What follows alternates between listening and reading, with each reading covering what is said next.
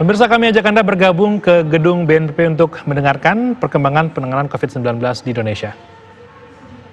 Bagi diri sendiri dan keluarga, serta Anda bisa menjadi pahlawan kemanusiaan bila berhasil melindungi sesama. Salam tangguh, salam kemanusiaan.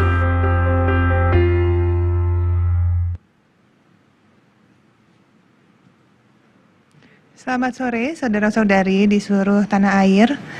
Sejak pandemi diumumkan di Maret 2020, lebih dari 90% siswa dan siswi harus belajar di rumah secara penuh, terutama mereka yang tinggal di daerah resiko tinggi penularan COVID-19.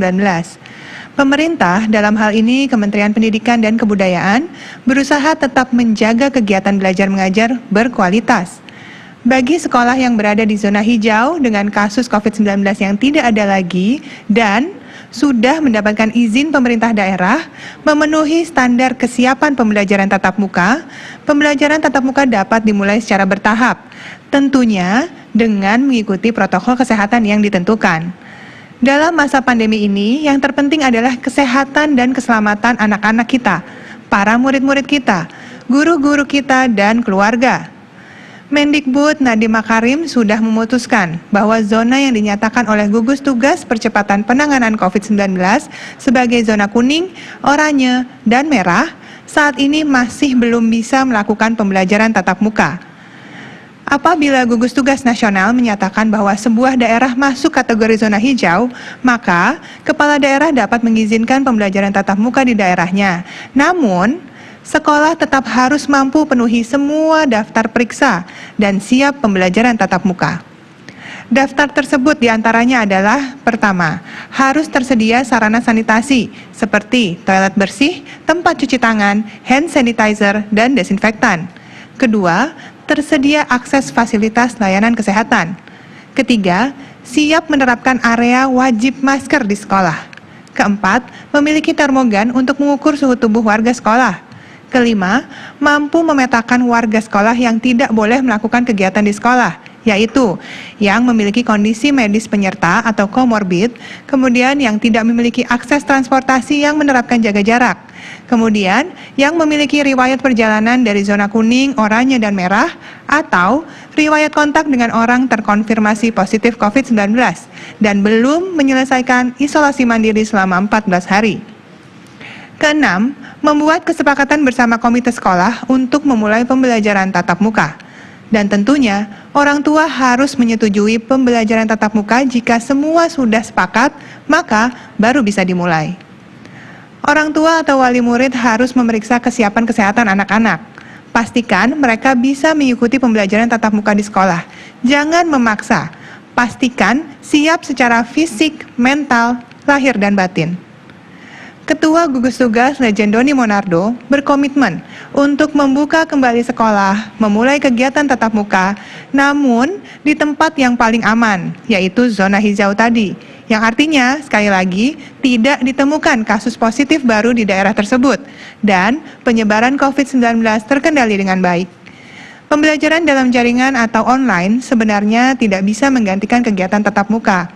Menurut para pakar pendidikan, sebenarnya kembali bersekolah tatap muka itu penting, karena sekolah tidak hanya sebagai tempat anak kita belajar, tapi juga tempat di mana mereka ikut serta dalam program gizi berimbang, seperti pemberian makanan tambahan anak sekolah, dan tentunya dalam program vaksinasi.